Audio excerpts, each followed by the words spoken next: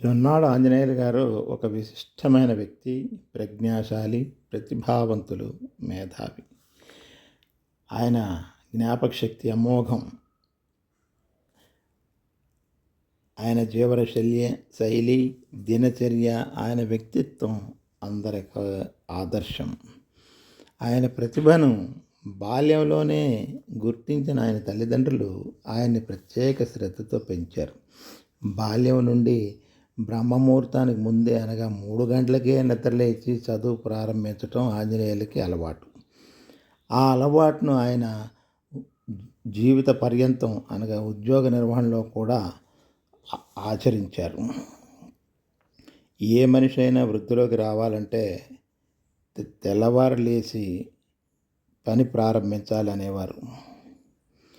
జ్ఞాపకశక్తి, తెలివితేటలు, కష్టపడి పనిచేయగలిగే సమర్థత, క్రమశిక్షణ, ఈ గుణాలన్నీ ఉంటేనే జీవితంలో విజయం సాధించగలరని నాకు ఆయన చూస్తే అర్థమైంది. ముఖ్యంగా ఆయన చేతి వ్రాత, ఆయన చేసే సంతకం ఎంతో చూడముచ్చటగా గుండ్రంగా ఉంటాయి. చేతి వ్రాతకు వ్యక్తిత్వానికి సంబంధం ఉంటుందని ఆయన్ని బట్టి గ్రహించాను.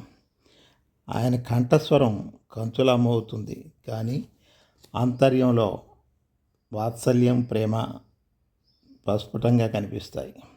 కంటి చూపు చాలా తీక్షణంగా ఉంటుంది, బాహ్యంగా చాలా గంభీరంగా కనిపిస్తారు.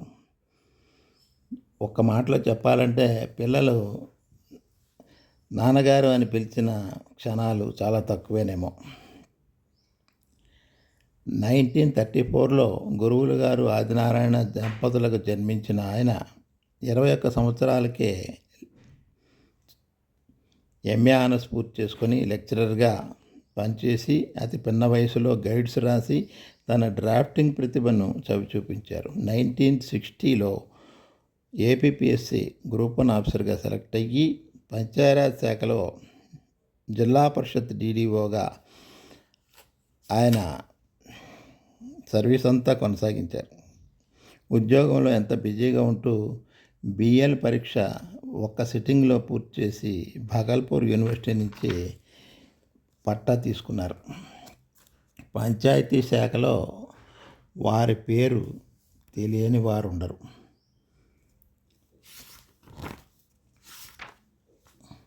ఆయనకి శ్రీ సాయి ఇష్టదైవం. విష్ణు సహస్రనామాలు, లలిత సహస్రనామం, హనుమాన్ చాలీసా ఆయన కంఠోపాఠం. ఆయన ఉద్యోగ నిర్వహణలో ఎంత బిజీగా ఉంటూ ఎందరో సద్గురువులను దర్శించారు. పుట్టపర్తి సాయిబాబా వారిని, జిల్లెలమూడి అమ్మను ఎక్కువగా దర్శించేవారు. సత్తెనపల్లి దగ్గర అబ్బూరు గ్రామంలో ఉన్న నారాయణ స్వామి వారిని ఆయన గురువుగా ఎంచుకున్నారు. ఆయన తలుచుకున్నప్పుడల్లా షిరిడీ వెళ్ళి సాయిని దర్శించి వచ్చేవారు. వారి అంతరంగంలో శ్రీ సాయి స్మరణ నిత్యం సాగుతూనే ఉండేది. ఆయన కలం పట్టి రాయడం మొదలు పెడితే గణపతి స్వామి, ఆయన కార్య నిర్వహణలో ఆంజనేయ స్వామి గుర్తుకు వస్తారు. ఈ విషయం చాలా కొద్ది మందికే తెలుసు. ఆయన భార్య పేరు రుక్మిణీదేవి. ఆయనకి 8 మంది సంతానం. 2 కుమారులు స్వర్గస్థులైపోగా ప్రస్తుతం 2 కుమారులు, 4 కుమార్తెలు ఉన్నారు. వారి పిల్లలంతా వారి పిల్లల్ని వారి అడుగుజాడల్లో పెంచుతూ వృద్ధిలోకి తెస్తున్నారు. వారి వంశవృక్షాన్ని వృద్ధి చేస్తున్నారు.